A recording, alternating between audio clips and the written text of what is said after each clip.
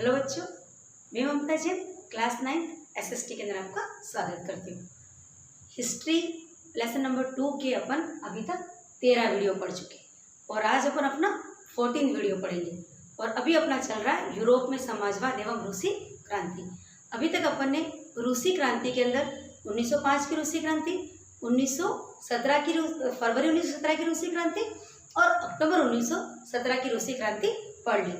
और आज अपन पढ़ेंगे समाजवादी समाज की स्थापना एवं स्टालिनवाद। अभी तक अपन ने लेनिन की बात पढ़ी थी जो कि बोल्शेविक पार्टी के नेता थे।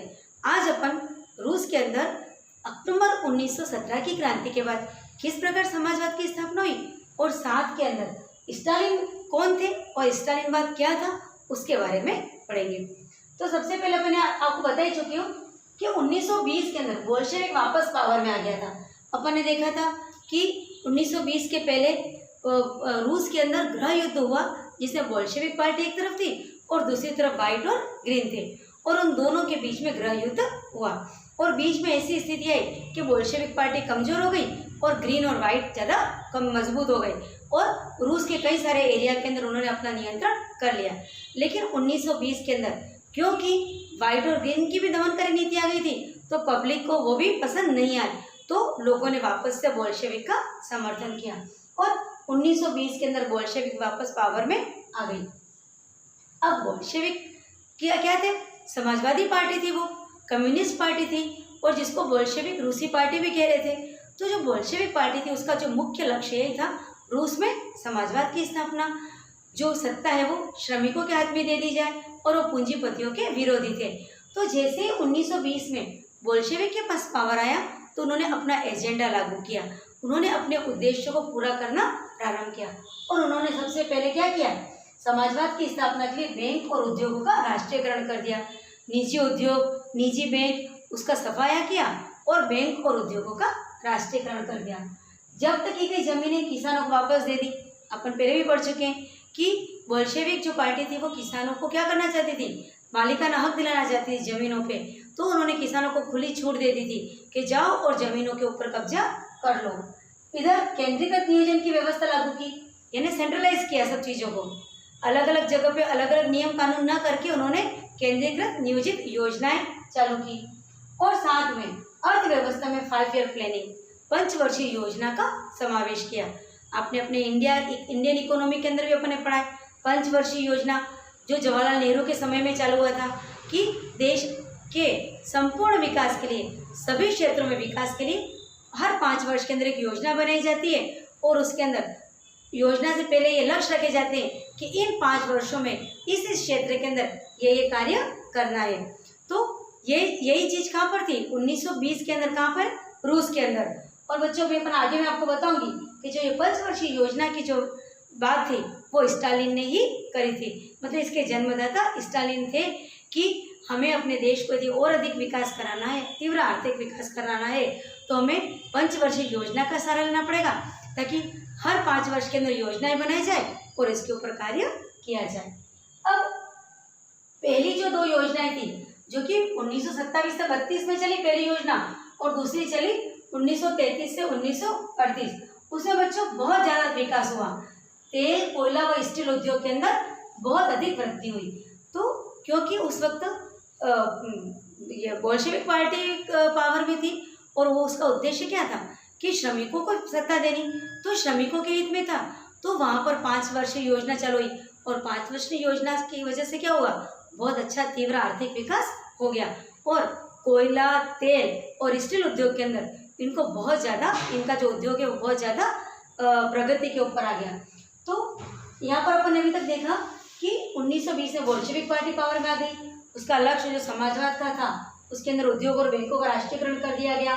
जो जब्त की गई जमीनें किसानों को दे दी गई, केंद्रीकृत नियोजन की व्यवस्था लागू की गई और अर्थव्यवस्था में 5 ईयर प्लानिंग लागू किया।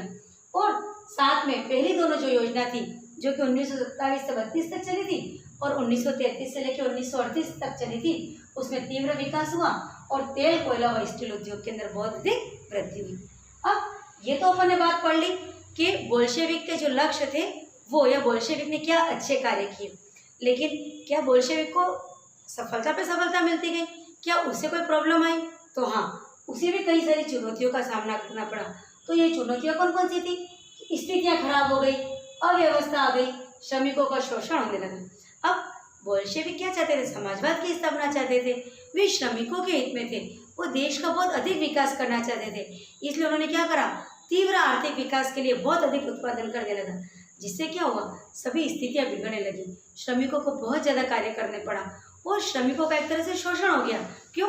क्योंकि उनको 12-12, 15-15 घंटे काम करना पड़ा था। सरकार के पास इतना पैसा नहीं था कि वो उनको अच्छे से भुगतान कर सके, तो काम के बदले उनको वेतन भी बहुत कम मिल रहा था और बहुत ज़्यादा उनको कार्य करना पड़ रहा था। तो स्थितियाँ खराब हो गई, अव्यवस्था हो गई, श्रमिकों को शोषण हुआ, प्रदूषण, बहुत अधिक फैक्ट्रियाँ बन गई, तो फैक्ट्रियों के अंदर जो धुआं निकल रहा था उससे बहुत ज़्यादा प्रदूषण भी फैलने लगा और श्रमिकों के स्वास्थ्य के लिए भी कोई अच्छी व्यवस्था नहीं थी। और एक आपके पोस्टर भी दे रखा है कि एक स्टील संयंत्र का जो निर्माण था वो मात्र 3 वर्ष के अंदर कर दिया था। तो 3 साल के अंदर एक स्टील प्लांट का निर्माण, आप समझ सकते हो मजदूरों या श्रमिकों को कितना काम करना पड़ा होगा। और इसकी वजह से एक वर्ष में 550 बार शटडाउन हुआ। यानी ऐसा नहीं कि श्रमिक अंधाधुन इनका काम करते रह गए, एक वर्ष में 550 बार, जबकि एक वर्ष में कितने दिन होते हैं? 360 दिन होते हैं। तो एक वर्ष में 550 दिन, जस्ट डबल दिन में 2 बार ऐसी स्थिति आई कि शटडाउन यानी अब हम काम नहीं करेंगे वाली स्थिति रूस के अंदर आ गई। और जो असुविधाएं थी बच्चों, इसके अंदर एक था कि आवश्यक सुविधाएं, यानी यदि आपकी बुक में दे रखा है कि यदि 4 मंजिला कोई इमारत के अंदर कोई काम कर रहे हैं या कोई फैक्ट्री है जो 4 मंजिला इमारत के अंदर चल रही है और यदि कोई वर्कर 4थी मंजिल के ऊपर कार्य कर रहा है और उसको यदि शौचालय का यूज़ करना है तो वहाँ पर कोई भी सुविधा नहीं थी और उसको यूरिन करने तक के लिए 4 मंजिल सीढ़ियाँ उतर के आना पड़ता था और रोड क्रॉस करके कहीं और इस कार्य के लिए जाना पड़ता था। तो एक इस तरह के उदाहरण आपकी बुक में दे रखे कि वहाँ पर उस वक्त रूस के अंदर श्रमिकों की स्थिति बहुत ज़्यादा खराब हो गई थी। तो ये सारी चुनौतियाँ थी या जिनको अपन कह लो कमियाँ थी। एक तरफ तो बोल्शेविक ने बहुत अच्छा कार्य किया था, समाजवाद की स्थापना की तरफ कदम बढ़ रहे थे उसके, लेकिन साथ में कई सारी इसको चुनौतियों का सामना भी करना पड़ा। अब उसके निराकरण का भी प्रयास किया, ऐसा नहीं कि लेनिन ने कार्य नहीं किया। इन सभी चुनौतियाँ या इन सभी कमियों का लिए उसने बोल्शेविक पार्टी ने इसके निराकरण के लिए भी कार्य किया। तो निराकरण क्या हुआ? जो चुनौतियाँ थी उन्हीं का समाधान किया गया, जैसे शिक्षा, जो श्रमिक थे, श्रमिकों के बच्चों के लिए यूनिवर्सिटी में, स्कूलों के अंदर अच्छे स्कूलों के अंदर दाखिले के अंदर इनकी मदद मिली, उनके लिए रिजर्वेशन की बात करी। बालवाड़ी काहे के लिए चाहिए? महिला श्रमिकों के लिए, मतलब महिला श्रमिकों के बच्चों के लिए, क्योंकि जो महिलाएं काम पर जाती थी, ऐसे मजदूर काम करती थी, तो उनकी बड़ी समस्या थी कि उनके बच्चों का कहाँ रखे। तो सरकार ने, बोल्शेविक सरकार ने क्या किया? वहाँ पर फैक्ट्री के अंदर बालवाड़ियाँ की स्थापना की, ताकि जब वो काम करती रहे तो उनके बच्चे वहाँ पर सुरक्षित रह सके। साथ में सभी को स्वास्थ्य सुविधा, मेडिकल फैसिलिटी मुहैया करवाई, उनको अच्छे आवास जहाँ पर गंदे पानी निकालने की व्यवस्था, शुद्ध वायु के आगमन की व्यवस्था हो, स्वच्छ वातावरण, प्रदूषण रहित वातावरण वाले आवास की व्यवस्था करवाई। लेकिन सरकार ने कई प्रयास तो किए, बट उनके पास संसाधन सीमित थे। तो सभी जगह पे देश के सभी कोने में सभी लोगों को समान सुविधाएं वो नहीं दे पाए। कहीं अच्छी सुविधाएं मिल पाई तो कहीं नहीं। कहीं तो फैक्ट्री के अंदर जो धुआं निकल रहा है तो वहाँ पर चिमनियाँ लगी हुई है, तो वहाँ के लोगों को प्रदूषण रहित वातावरण में जी रहे हैं, लेकिन कहीं पर वो लोग प्रदूषण वाले वातावरण के अंदर जी रहे। तो ये सब आया था, इन्होंने जो निराकरण किया वो सब, लेकिन निराकरण के अंदर भी उनको पूरी सफलता नहीं मिली। अब आते हैं हमारे स्टालिन, और स्टालिन के जो विचार थे उनको कहते हैं स्टालिनवाद, और स्टालिन ने सामूहिकीकरण की बात कही थी। अब बच्चों, स्टालिन कौन थे और स्टालिन ने काय की बात करी थी? सामूहिकीकरण की। तो स्टालिन ने सामूहिकरण की बात क्यों कही थी? इसके पीछे रीजन क्या था, कारण क्या था, वो भी अपन अब यहाँ देखेंगे। तो स्टालिन क्या थे? 1924 के अंदर लेनिन की मृत्यु हो जाती है। तो लेनिन की पार्टी में एक बहुत ही सक्रिय कार्यकर्ता होते हैं स्टालिन। तो 1924 के अंदर लेनिन की मृत्यु के बाद एक तो ट्रोट्स्की और स्टालिन, उन दोनों के अंदर सत्ता के लिए यानी महत्वपूर्ण लीडर या नेतृत्व के लिए या पद के लिए दोनों के अंदर युद्ध होता है, दोनों के अंदर संघर्ष होता है कि अब बोल्शेविक पार्टी का नेतृत्व कौन करेगा, बोल्शेविक पार्टी का एज ए लीडर कौन काम करेगा। या सत्ता किसके हाथों में होगी। तो युद्ध किस किस के बीच में हुआ या संघर्ष किस किस के बीच में हुआ, ट्रोट्स्की और स्टालिन। ट्रोट्स्की की बात अपन ने बच्चों फरवरी 1917 की क्रांति में अपन कर चुके, अब दोबारा इनकी बात अपन यहाँ नहीं करेंगे। तो ट्रोट्स्की और स्टालिन के बीच के अंदर संघर्ष हुआ, जिसके अंदर स्टालिन विजय हो गए और अब स्टालिन ने अपना जो विचार था स्टालिनवाद उसको प्रैक्टिकली काम किया उन्होंने अपने विचारों के ऊपर, क्योंकि जब पहले भी जब लेनिन जीवित थे तब भी स्टालिन एक सक्रिय सदस्य के रूप में थे और तब भी उन्होंने 5 ईयर प्लानिंग का मार्ग बताया था, जिसकी वजह से रूस के अंदर इतना अधिक आर्थिक विकास हुआ था। अब तो सत्ता पूरी तरह से स्टालिन के हाथ में आ गई थी और स्टालिन ने 5 ईयर प्लानिंग जो मैंने आपको बताया था वो भी दिया था और अब आगे जो भी कार्य हुआ वो स्टालिन के द्वारा ही हुआ। अब उन्होंने सामूहिकीकरण क्यों करवाया, तो 1927-28 में अनाज की कमी हो गई थी रूस में, रूस की स्थिति बहुत खराब हो गई थी और लोग भूखे मर रहे थे, अनाज की कमी हो गई थी, किसान तय कीमत पर अनाज बेचने को तैयार नहीं थे। अब क्या हुआ था कि सरकार ने एक समर्थन मूल्य, जैसे अपने पूर्व लेसन के अंदर अपन ने पढ़ा है समर्थन मूल्य की बात इकोनॉमिक्स में पढ़ी है, तो वहाँ की सरकार ने भी एक कीमत तय कर दी थी कि ये अनाज इस कीमत के ऊपर बेचा जाएगा, लेकिन किसान उस कीमत के ऊपर अनाज बेचने को रेडी नहीं थे।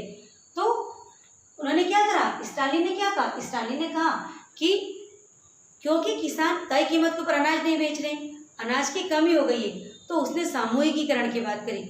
उसने कहा कि छोटे छोटे खेतों को मिक्स कर दो और बड़े खेत कर दिए जाएं। तो यदि छोटे छोटे खेतों को मिक्स कर दो और बड़े खेत कर दिए जाएंगे तो अनाज की समस्या समाप्त हो जाएगी।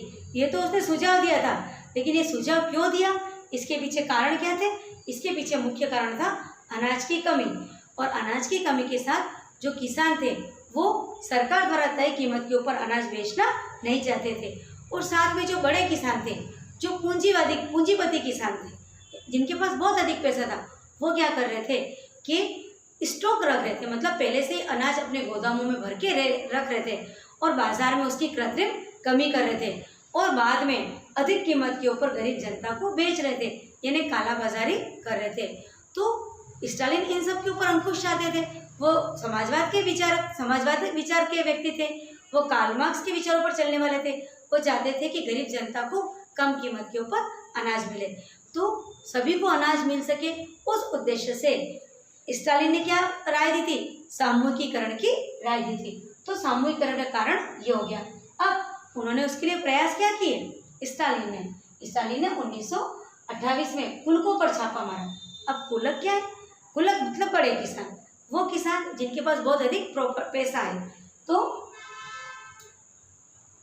यहाँ पर एक बात रह गई है कि सामूहिकरण के अंदर जो कारण के अंदर मैंने एक बात रह गई थी कि स्टालिन सट्टेबाजी व जमाखोरी के ऊपर भी रोक जाते थे, क्योंकि वो गरीबों के हितैषी थे। अब हम वापस आ जाते हैं कि स्टालिन ने 1928 के अंदर कुलकों के ऊपर छापा मारा। कुलकों को अर्थात बड़े किसानों के ठिकाने के ऊपर छापा मारा, क्योंकि उसको पता था कि बड़े बड़े किसान हैं, उनके जो ठिकाने हैं वहाँ पर क्या पड़ा हुआ है, वहाँ पर अनाज के बड़े बड़े गोदाम है और बड़े बड़े किसानों ने क्या करा है, अनाज को अपने गोदामों के अंदर भर दिया है और मार्केट में आर्टिफिशियल बता रखा है कि हाँ अभी अनाज नहीं है। तो ऐसे बड़े बड़े गोदामों के ऊपर उन्होंने छापे मारे, और वो भी इसके अंदर बोल्शेविक पार्टी के कई सदस्यों को ये इन्होंने आदेश दिया कि जाओ और जाकर के कुलकों के ठिकानों के ऊपर छापा मारो, और जोर जबरदस्ती से उनसे अनाज खरीद लिया। जो कुलक थे, बड़े किसान थे, उनके अनाजों को बहुत अधिक जोर जबरदस्ती से बोल्शेविक पार्टी के सदस्यों ने खरीद लिया। लेकिन यहाँ से भी प्रॉब्लम सोल्व नहीं हुई, तब भी उनका जो प्रॉब्लम था अनाज की कमी, वो प्रॉब्लम सोल्व नहीं हुई। इसके लिए उन्होंने आधुनिक खेती का विचार दिया, और आधुनिक खेती का विचार क्या है कि छोटे छोटे खेतों को मिला करके बड़ा खेत कर दिया जाए। क्योंकि जब बोल्शेविक पार्टी ने अक्टूबर 1917 की क्रांति के बाद ये किसानों को कह दिया था कि जाओ जा करके ज़मीनों के ऊपर कब्जा कर लो, तो किसानों ने ज़मीनों पे कब्जा किया। अब जिस किसान को जहाँ जितनी ज़मीन मिली उसके ऊपर उसने क्या कर लिया, कब्जा कर लिया, जिसका क्या नतीजा हुआ कि प्रत्येक किसान के पास ज़मीन तो थी, लेकिन छोटे छोटे भाग में थी। किसी का एक खेत यहाँ है तो कहीं दूसरा खेत वहाँ है। तो स्टालिन ने कहा कि आप एक काम करो, सारे किसान अपने सारे खेत को मिक्स कर लो, जिससे वो सारी ज़मीन भी बच जाएगी और अधिक बड़े पैमाने के ऊपर खेती हो सकेगी। तो स्टालिन ने कहा कि आधुनिक खेती का जो विचार है वो इन छोटे छोटे खेतों के ऊपर संभव नहीं है, और 1928 में इन्होंने छोटे छोटे खेतों को मिला करके बड़े बड़े खेत का निर्माण किया और कुलकों का बिल्कुल से सफाया कर दिया। कुलक यानी बड़े किसानों को सफाया कर दिया, और कोल खोज का मतलब सामूहिक खेती स्टार्ट कर दी। कोल खोज यदि बच्चों आता है एग्जाम में तो इसका मतलब होता है सामूहिक खेती। तो स्टालिन ने सामूहिक खेती स्टार्ट कर दी, और जो मुनाफा मिला वो भी सभी के अंदर बराबरी के अंदर बांट दिया।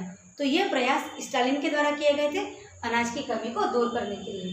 लेकिन बच्चों, किसानों ने इसका विरोध किया। किसान, जबकि अपन पहले पढ़ चुके हैं कि किसान तो स्वाभाविक रूप से समाजवादी थे, वो तो शुरू से ही समाजवाद के पक्ष में थे। लेकिन क्योंकि यहाँ पर स्टालिन उनके साथ जबरदस्ती कर रहा था, दमनकारी नीति अपना रहा था, तो किसानों को ये पसंद नहीं था। किसानों को कहना था कि हम इतने गरीब भी नहीं थे हैं कि हमें सरकार की नीति को मानना पड़े, और हम इतने कुल्लक भी नहीं हैं कि सरकार हमारे ऊपर दमन करे।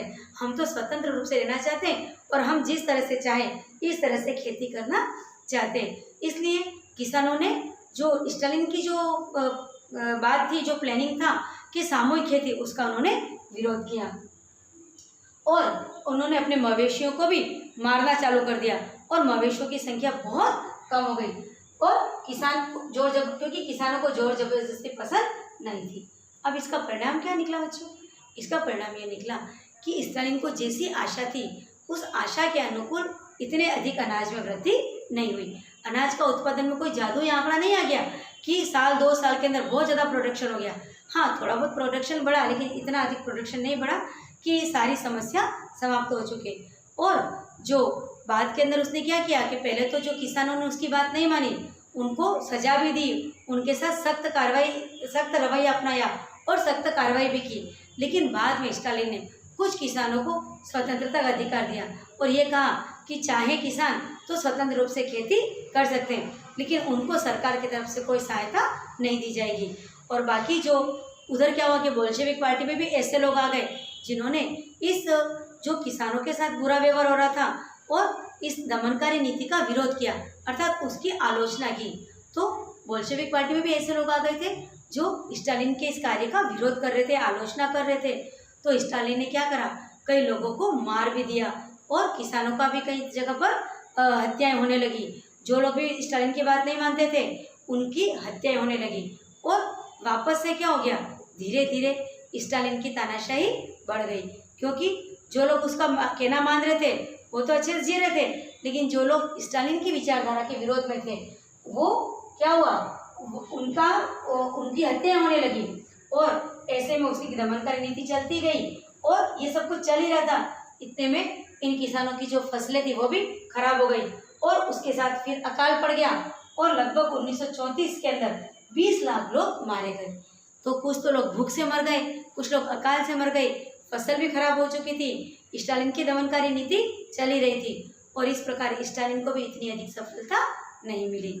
तो बच्चों, आज की वीडियो के अंदर अपन ने देखा किस प्रकार रूस में समाजवाद का निर्माण हुआ, फिर समाजवाद के सामने क्या चुनौतियाँ आई, फिर उन चुनौतियों का कैसे निराकरण किया है, फिर स्टालिन का उदय हुआ, और स्टालिन ने क्या क्या कार्य किए, सामूहिक खेती, सामूहिकरण का प्रयास किया, और वापस से स्टालिन के आगे भी बहुत सारी प्रॉब्लम आई, और लास्टली स्टालिन ने भी दमनकारी नीति का ही जोर पकड़ा, अर्थात जहाँ समाजवाद की स्थापना की बात थी तो पूरी तरह से समाजवाद की स्थापना नहीं हो पाई, और वापस निरंकुश वाली बात आ गई।